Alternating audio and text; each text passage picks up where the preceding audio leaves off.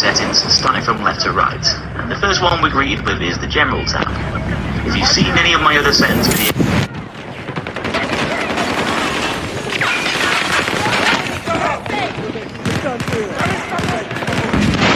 to look down, and if it's down, you look up. Sounds a bit backwards, but for some reason, it's just what I'm... Men down! Friendly!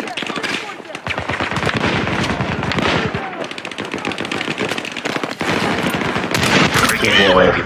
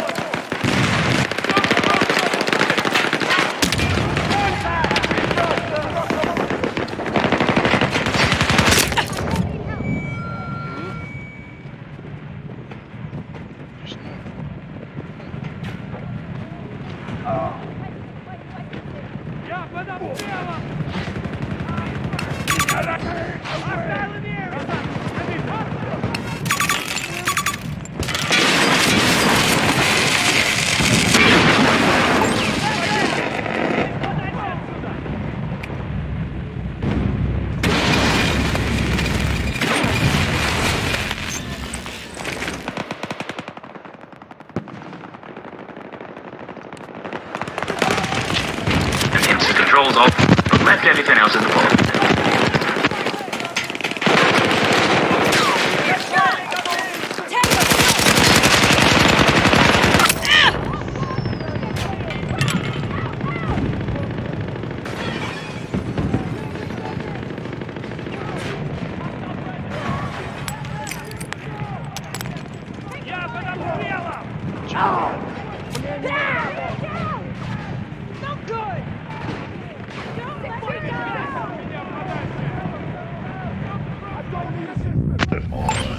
Your position! Move!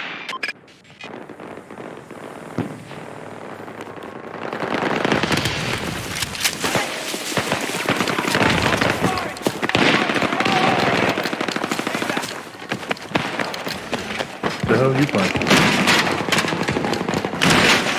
What you playing?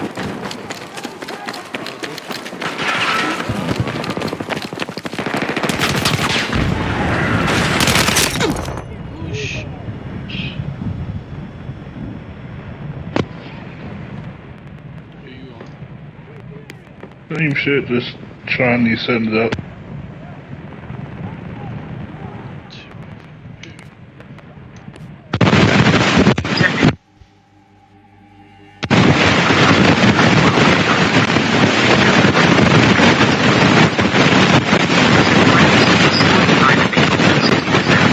This is just so those enemies in the action area is slightly easier to see.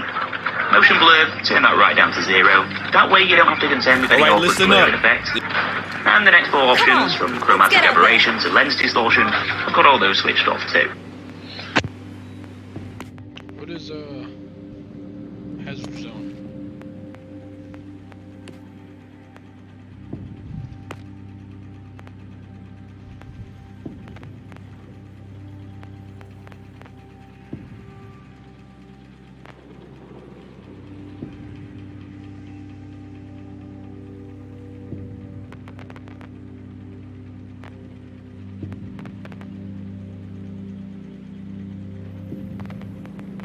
Okay. These might make the game... Nope. I think you hit it going in and out. HUD settings. Obviously, you'll want to show the HUD unless you're taking screenshots. Yeah, we'll try that The HUD next. motion setting doesn't seem to be connected with those weird weather effects that happen when the tornadoes appear.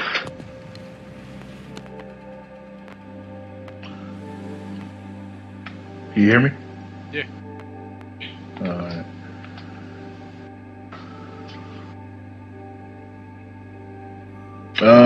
I don't know. I can't remember what that mode is. I gotta play it again. So I presume it's just the slight movement effect of the HUD on screen that corresponds with you moving around in the game. You might want to turn this off, but I play on an OLED screen, so I've left this on to help prevent any burning issues. If you also play on an OLED, you'll probably want to do the same. I don't do see that.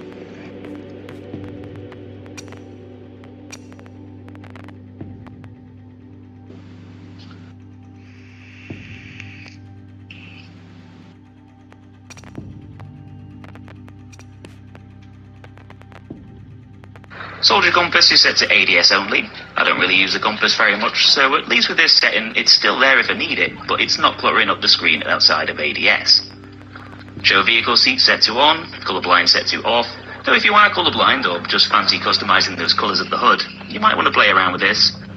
The kill log is turned on, and the show kills option at the bottom is set to nearby, just so we can see who got killed close by, instead of seeing everyone on the bloody server constantly popping up, which, to be honest, can get a bit distracting. Right. That's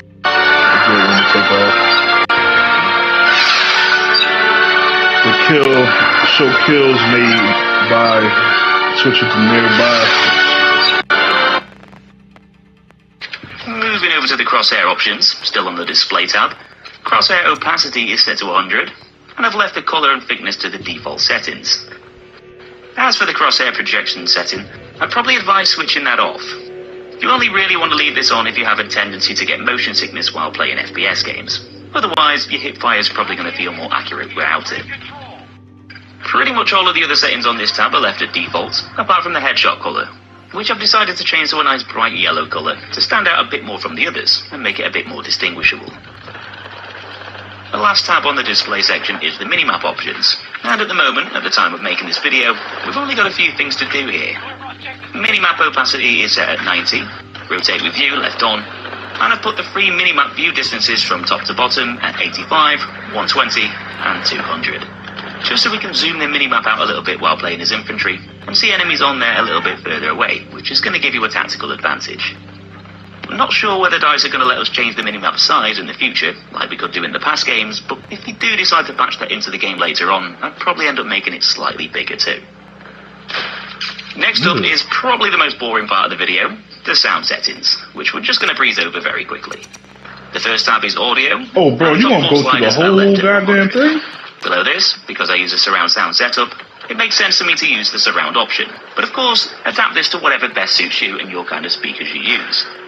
If you're just using TV speakers, you're probably best just pick the option that best suits you. And the in-world radio music switched on. The next tab over is the subtitle settings, and all I've done here is just switch them off. Just kept everything here at default, apart from the soldier buttons which I've chosen custom. This links directly to the controller mapping tab, but I'll talk a little bit more about that later on in the video, when we get to that section. The next tab over is global options. Once again, there's another vertical look setting which I've switched on, but leave this off if you don't play inverted. You'll also find controller vibration settings here, which for now I've decided to leave on. Mainly just to test the game with the PS5's haptic feedback, but I'll leave this one up to you. Next tab along is the on foot section, where we'll find the soldier aim sensitivity slider, which I've got set to 80. This might be a little bit high for some of you guys, but you're probably best playing around with this one and doing a bit of trial and error until you find the right sensitivity that best suits you. With that said, 80 feels pretty good, and if you're used to playing with high sensitivity or control freaks, then you might be best picking a value similar to mine. Below this, yet another vertical look setting, and for some random reason, another field of view setting, which basically just mirrors whatever option you chose earlier on in the display section.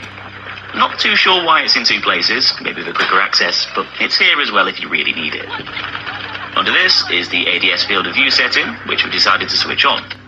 This basically makes your gun sights relative to the field of view you selected.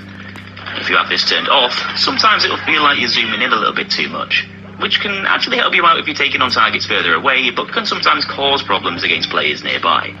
If you want to take on players further away, you're probably better off just equipping a higher magnification scope, instead of relying on field of view to do the zooming for you, sometimes causing inconsistencies as you play.